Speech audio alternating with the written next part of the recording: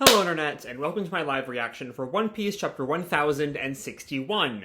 When we last left our heroes, we had two very distinct chapters, the first of which took us over to Amazon Lily, where we saw there's been an invasion by both Marines and Blackbeard pirates that almost led to Hancock's devil fruit powers being absorbed by Blackbeard. But Rayleigh came to force a truce at the last minute. But it still ended with the Blackbeards kidnapping Kobe, and the Marines left without him to the island Egghead, which is the title of this week's chapter, and according to the wiki, the new arc name. So I imagine we're going to be seeing all of that whole Marine crew will end up being important very soon, and maybe that will, tie Luffy and Kobe back together as we start this final saga, which is a good bit of, parallelism. But that invasion also introduces us to the Seraphim Pacifistas, who I thought we only saw one at the time in that invasion that looked like a young Boa Hancock, but also a Lunarian. Commenters and the wiki has informed me there were two, one that was Boa Hancock based and one that was Mihawk based, which I thought they were both the same person. That's my bad. But then we didn't get Luffy's dream. It really felt like we were supposed to get, after the crew sort of, bickering over what to do about the Vivi news and the Cobra news and the Sabo news, Luffy told the crew his dream. I've heard the reasons why it was okay that we didn't hear it. I still think once the crew knew, I feel like we should know. I don't think there's ever gonna be a better spot to deliver that reveal than right then. But anyway, then Sabo dies again? It's like the third Sabo death, so I'm very skeptical. But he's about to tell the revolutionaries about about someone sitting on the empty throne. And he tells them he's in Lelouja, and then Im just crosses Lelouja out of the map, and it is erased from history. Everyone on Lelouja dies. And the Marines act like it never existed. My running theory is that Sabo is not on the Lelouja, and he lied, knowing he'd be targeted. But I don't know. We'll see, because I still don't think Sabo's dead. Because Sabo just keeps on dying and then coming back. So I think he's like One Piece's Kikyo. He keeps on coming back. But anyway, to finish up at this point, 3-minute fucking recap. The crew is then sailing towards a winter island where they encounter, an eddy above the water. Luffy sees someone inside of it, Zoro cuts it open, and reveals a young Jewelry Bonney. I don't know why she's young, we don't know what's happened to her since the Reverie, but Jewelry Bonney is all of a sudden in the story, so, okay. So with that said, let's dive right on in chapter 1061, Future Island Egghead. Our picture here is of the Vinsmokes escaping from Whole Cake. German 66's An Emotionless Excursion, Volume 19, Escape, a successful rescue of Niji and Yonji. And we can see Caesar is escaping with them. They did take Caesar, so maybe he'll get reintroduced to the story sometime. We'll just have to wait and see. We pick up where we left off with Luffy. Luffy is right. Cause Luffy was sent flying by the wind as he tried to rescue Chopper. And Luffy sees Bonney fall out of the water orb. Who's that? They just popped out of the water. And Luffy extends his other hand to grab her. As Bonney just calls out, and Bonney just doesn't know what's going on. Who? I'm safe. And then she realizes, wait, where's the monster? And she panics. Oh no, it's still down there. Look down. And Nami, none of the other Straw Hats have any idea what Bonney is going on about here. Oh good, they're still alive, and Zoro just frustrated. Where do those guys think they're going? I think this is Frankie. The little kid's yelling about something. Look down. What's down? And then we see a giant shark, whose mouth alone is significantly larger than the entire Sunny. It could easily swallow the Sunny in one gulp. That's just a cool fucking panel. The shark, below the water there is so cool. Ah! There's something just under the surface. Ah! It's terrifying. Get us out of here! And the shark snaps. The Sunny somehow barely jumps out of the way. Wah! And Zoro looks at it. What is that thing? A shark? It's too big for that. And made of metal. Oh, yeah, because we see what looks like Unk. Like, is this going to be like Vegapunk or something? Because if we are starting the final saga, it is time that we get Vegapunk. And we need to see just who the hell this guy is. Because we just know nothing about him. Hang on tight. We're about to hit water. And Jinbe watches Luffy and Chopper and Bonney hit the sea. Knowing at least 2 of them are Devil Fruit users, jumps into action. Blast it! Luffy and Chopper fell into the sea. They're in trouble. Grab the helm, Frankie. Bring the ship around after us. And Jinbe, being the fishman, jumps in. And Frankie calls out, "You got it!" And then the sea hits the ground, or the ship hits the sea, and out of ship's bottom, these like fans emerge.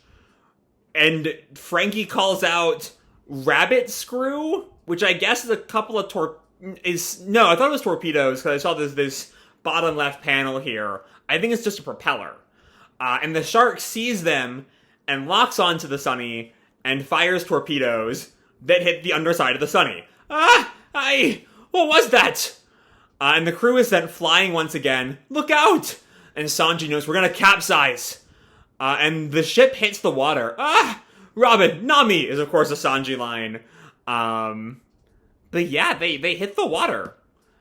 And Jinbe maybe has noticed that, but like is focused on his mission as he reaches the trio. Luffy, Chopper, don't worry, I'm here. But he grabs all 3 of them and says to himself, "What was that exploding sound I just heard? Hang in there, you 3. We're heading for the surface." And as they come out, this blizzard is getting heavier and heavier, winds whipping up the waves, and also there is a mechanical shark on the loose. Whoa, look at this current. Not much a rudder can do in this. And then he sees the shark and sees like a cannon coming out of the shark's mouth. And it shoots at him. A cannon? We've got to dive down to escape.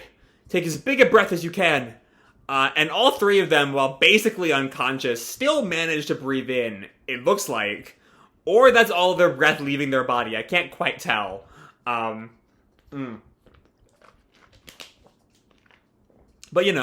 what else can they do here? And Jinbe dives below the water. And we see the Sunny is upside down, sinking, or in the water. Not sinking, but still like fully submerged.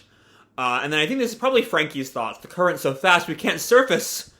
And the shark sees them and like lets out this big grin. But then, oh yeah, we can see now Vegapunk is written on the shark. And then this mech appears with the words Vega Force 1 written on it. And the shark panics to see the mech. And the mech just punches the shark into oblivion. As the crew tries to surface, it looks like they all fall into unconsciousness there. As thankfully the shark is taken out, though I don't know if we should really be trusting Vegapunk. Because it does seem like this all feels Vegapunk related. Like, I don't know. We'll see. We know Vegapunk works with the Marines, so I'm not sure he's a trustworthy kind of guy. At a nearby island, Naval Branch G-14. And it's Tashigi! Who we haven't seen in so long. I miss Tashigi. I still wish Smoker and Tashigi were, like, more important characters. I just feel like they should have been, you know, the Javert to the Gang's Valjean, I guess. Like, recurring, you know, they're going to chase down the Straw Hats. And I think they should have had, like, a crisis of conscience as they learn the Straw Hats are, like, good people. Not ending the way Javert did, because that's not the kind of show this is, but you know what I mean.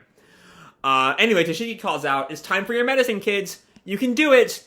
Oh, and she's still with, like, the giant kids from Punk Hazard. Still trying to shrink them back down. Okay, but I'm only drinking this because you said to, Tashigi. And they all, like, clearly I love all the Marines are acting as waiters for these giant children. Gross. Blah. And, like, the biggest girl of the bunch shakes her hand. I think I shrunk a lot so far. And Tashigi notes, you have. I hardly recognize you, Mocha. And then we meet Navy HQ G-14 Base Commander, Vice Admiral Dahl, who speaks in the previous panel. I missed that. Tashigi, do you have a minute? I'm getting real sick of that Helmeppo kid. Can't you do something about him?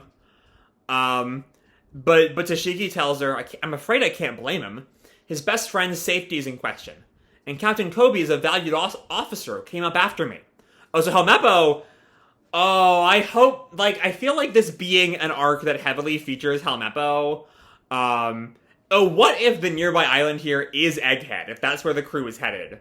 Because it looks like it might be a winter island. It's kind of hard to tell in black and white, but those could be like snow-capped mountains in the distance. But like, I really like the idea of the first arc of the final saga taking us kind of full circle, making some of the main players here, like a lot of East Blue people, specifically Kobe and Helmeppo, also Smoker and Tashigi. It's a nice little bit of full circleness as the series starts to move into its endgame, which is still just a wild phrase to say about One Piece, but anyway, we see Helmeppo and lieutenant commander of the Sword Organization, and then a commander, Hibari, who I don't think we met before. Helmeppo is just bawling. Please, guys, we're supposed to be comrades. I mean, this is the Navy. They're not exactly like good people, Helmeppo. Hibari's also like not full on weeping, but still a little upset. I'm begging you too, sir. Captain Kobe's done so much for me. You gotta go with us to Pirate Island. We need this, Your Highness. And we see they're talking to Navy HQ Rear Admiral in Sword Prince Gruss, I don't know. But they both bow. Please, Your Highness. And Gruss tells them, yeah, but you're talking about Pirate Island, Blackbeard's hideout, a place crawling with so many pirates. Every surface is pockmarked and a constant shootouts. That's why they call it full of lead. Oh no, this is not the island Egghead, because Helmeppo then says, but we're so close to Egghead. We could take the Seraphim. And Gruss stops him. Have you lost your minds? Take a step back and reassess. We don't even have contact with Drake at this point. There's nothing we can do. Get it through your heads. Right, where was Drake the last time we saw him? Because I think he had some interaction with CP0, right? And that was sort of the last we saw of him. I'm trying to see if I can look to the wiki what like the last mention on his wiki page is. So he was still alive by the end. He stabbed the CP0 guy. He's still alive by the end of the war. But that's sort of it.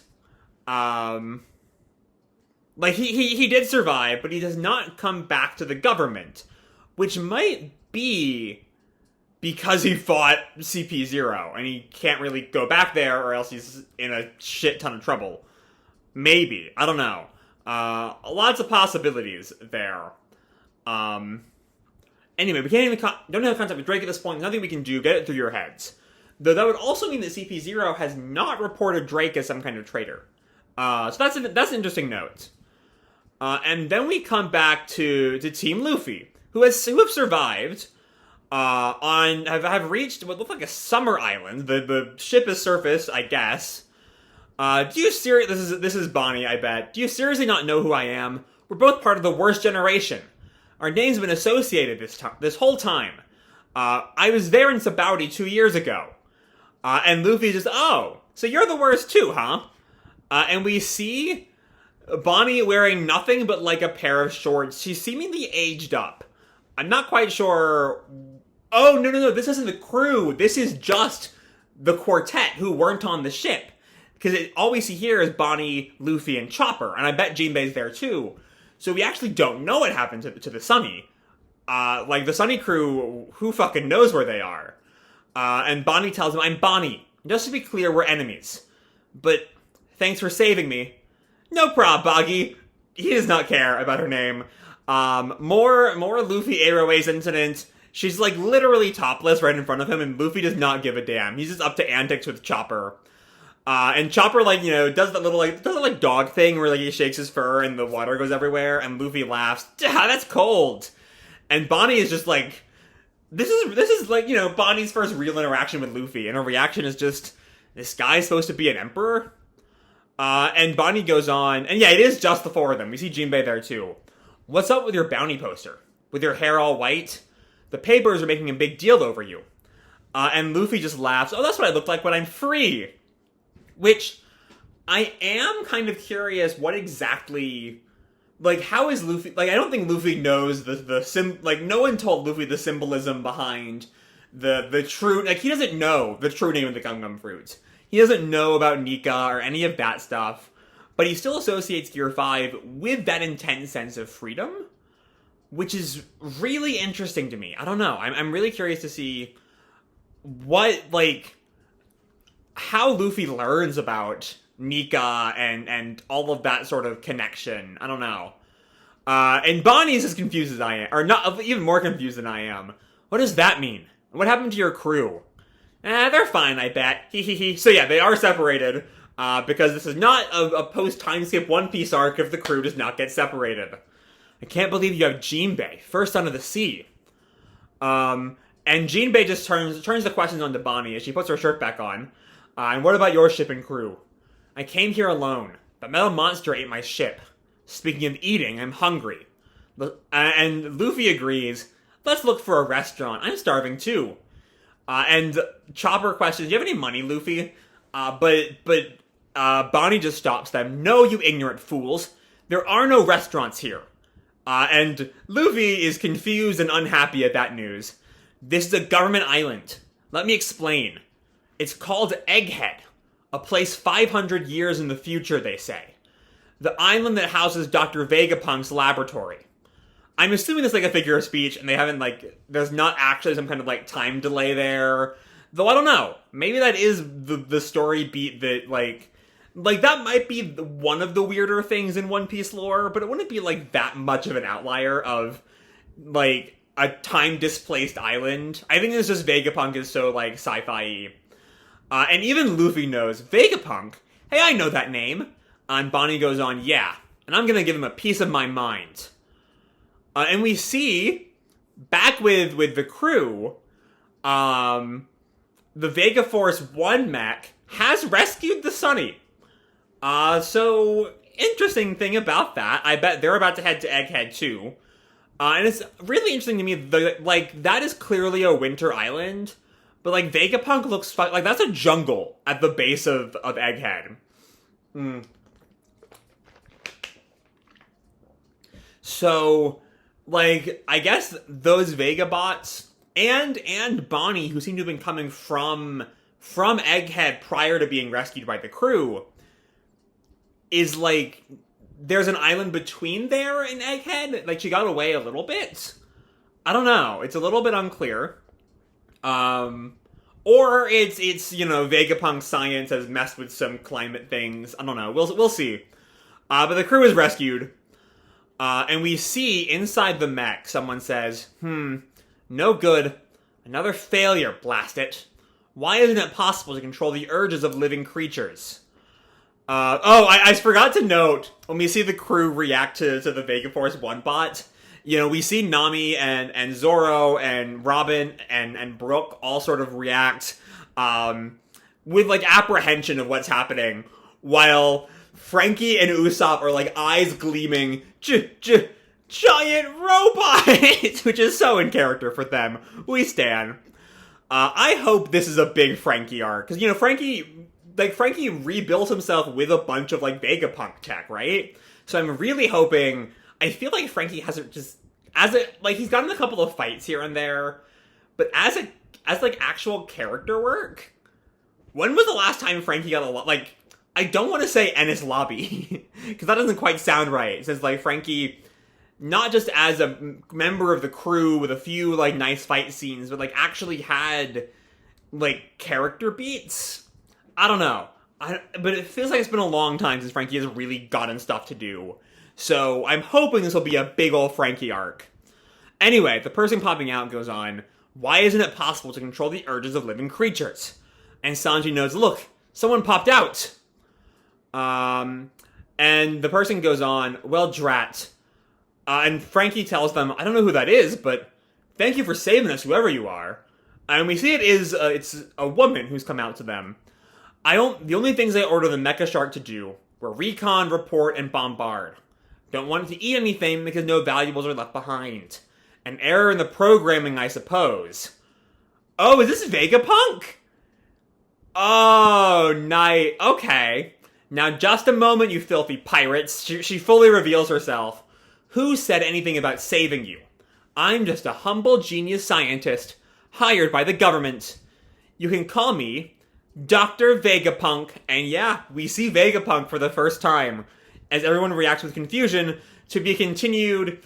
And Oda's leaving us off with that for another 15, like not even a regular 2 weeks. That's a Monday release. October 10th is a fucking Monday. So that's where Oda decided to drop us off at the start of this new arc, at the start of Egghead. As like this really does feel like the series is finally getting around to these sorts of like hanging threads. You know, Luffy's bond with Kobe seems to be if Helmeppo's promise of if Helmeppo's plan of going to Egghead, which Groose is currently shutting down, but like if he ends up like doing that anyway, would tie Helmeppo and Kobe by extension back into the main plot. Hopefully also with Tashigi, because I miss her. I miss Tashigi and Smoker. They're great. And I just really hope we get to see them. We get Tashigi doing things again, because she's just a fun character. But anyway, I love the shark fight. It's just wild. It's really fun. I'm hoping the anime it feels like the sort of thing the anime could have, like, not a big whole episode for, but a fun little animation showcase of just this goofy little shark. Like, it just seems fun. It's a whole fun segment, and I do have a bit of a frustration that just kind of like split the crew up when they just reunited, and got to like hang out again. I mean, like, technically they were reunited a couple times over the course of the battle, but like without an active giant 70 chapter long raid, they were finally reunited again, and now they're split up, hopefully in a much smaller scale. Not the several years of separation that we saw in Dressrosa through to Wano. But still, they are separate again. But that does, like I see why it works. With the crew having sort of grown in size over time, splitting them up does sort of let them, like, it's easier hypothetically for characters to not get sort of drowned out in the noise if they're separate. I mean, they still do get drowned out in the noise sometimes, because again, it's been a long time since Frankie has really gotten a lot of character beats. Brook doesn't get that much either, as I recall. He gets a couple here and there, but like not like a little more than Frankie, but like not that much. Hopefully, though, like this arc seems poised to be all about Frankie. You know, meeting Vegapunk, that's a Frankie thing. And it's, you know, very obvious that like it is Frankie who talks to Vegapunk on that last page, because Frankie and Vegapunk are the ones who have the most in common. Frankie is, at this point, composed of a lot of Vegapunk tech. But yeah, like the groupings seem fun, you know, like seeing Chopper and Luffy and Jinbe teaming up with Bonney could be a lot of fun, especially with like, we're starting to see like Bonnie's frustration that Luffy just does not care about the worst gen stuff. So like, that could lead to some fun conflict there in a way that's like, you know, we can already see echoes of Law, and I'm hoping she doesn't just become like, you know, Law's left the party for now until whatever final war brings him back in. And Bonnie sort of feels, I hope she's not just Law again. As much as I love Law, as much as Law is one of my faves, I hope as this arc goes on, we see a lot of uniqueness to her that, like, you know, that like justifies her being a new character. Are not like a new character, but like you know what I mean. She's basically new. She's barely ever done anything before, and it's time for her to like actually be important, I guess. So yeah, that's I don't know. I lost my blah blah blah blah blah blah words. I lost my train of thought there for a second. But I don't know, like the stuff with the Sunny crew, what's going on with them immediately after this is much clearer as they have met Vegapunk, this, all important government scientist. And so that's inevitably going to lead to some conflict, and it's pretty obvious to see what that conflict will be, especially with Frankie being so excited to meet Vegapunk, but also, inherently in opposition to her, whereas Luffy and the gang, Luffy, Chopper, Jinbe, Bonney, have a lot less defined goal. I mean, like, Bonney wants to find Vegapunk, but Vegapunk isn't here right now. She's off in the middle of the ocean. So I don't know. Also, it'd be something to find out why she was, like, a little kid for a second, and then how she became an adult again. I just don't know. I just don't know what's going on with that. But anyway, as the intro to an arc, it's got a fun action piece, and then a lot of sort of build up. Like these last 6 pages are all just sort of, I think, setting up the sort of various players in this arc. Tashigi and Helmeppo and this Hibari girl, who I think is new. I'm gonna do a quick wiki search to see if she's ever come up before. And it does not look like it. I type in Hibari One Piece, and the first thing that comes up is a sword, and then this chapter. So I imagine this is Hibari's first appearance, but I reckon that, we're gonna see a lot of Tashigi and Helmeppo and Hibari, and maybe Groose and Doll, depending on how the Marine storyline shakes out. And then we set up Team Luffy, who have reached Egghead, and that's going to be a second main group in this arc. And then the rest of the crew, who are with Vegapunk now. It very much is setting up this new arc, which is exciting to see because it's been so many years we've had a new arc. And honestly, we're still at the point where we just sort of need to hang back and see what Oda does with all this going forward. So with that said, I'm going to leave this video off here. Hope you all enjoyed the chapter and the video itself. If you did, feel free to drop me a like or subscribe or, do whatever makes you happy, And as always, your life is your own, okay? Bye!